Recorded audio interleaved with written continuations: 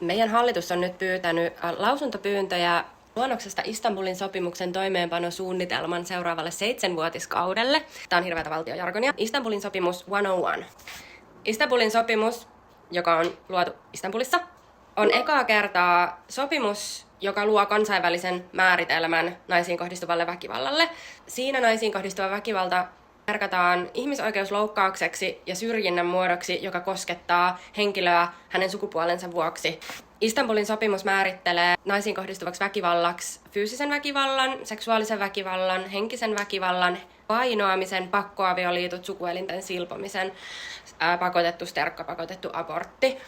Suomi on ratifioinut Istanbulin sopimuksen vuonna 2015, eli 10 vuotta sitten, ja on siitä lähtien ollut velvoitettu noudattamaan sen sopimuksen ohjaamia periaatteita.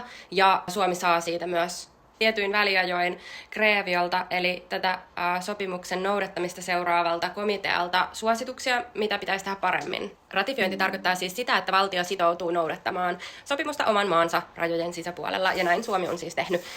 No mitä se Istanbulin sopimus sitten velvoittaa Suomea tekemään, ja minkä takia se on esimerkiksi naisjärjestöille niin tärkeää? Istanbulin sopimus velvoittaa Suomea ehkäisemään väkivaltaa, esimerkiksi kouluttamalla, kampanjoimalla, muuttamalla asenneilmapiiriä, suojelemaan uhreja, muun muassa oikealla määrällä turvakoteja, lisäämällä tukipalveluja, velvoittaa saamaan tekijät oikeanlaiseen rikosvastuuseen, oli sitten kyse seksuaaliväkivallasta tai pakkoavioliitosta tai muusta pakottavasta kontrollista. Istanbulin sopimus velvoittaa yhteistyöhön kansalaisjärjestökentän kanssa, ja suurin osa näistä palveluista, mitä mä esimerkiksi edellä mainitsin, on monesti nimenomaan järjestökentän tuottama, jota he nyt leikkaa.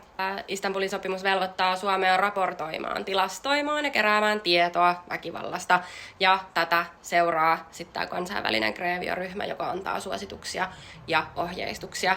Se, mistä Suomi on saanut noottia vuosien varrella, on muun muassa turvakotipaikkojen vähyys, eli meillä ei vieläkään ole tarpeeksi turvakotipaikkoja suhteessa ihmismäärään. Istanbulin sopimuksen ratifioimisen jälkeen Suomessa on lisätty kyllä toimia naisiin kohdistuvaa väkivaltaa vastaan. Ehkä se ongelma, missä me nyt tällä hetkellä ollaan, on se, että mikään ei muutu, jos asenneilmapiiri ei muutu, joten se panostus pitäisi tehdä nyt siinä alkupäässä, siinä ennaltaehkäisevässä työssä.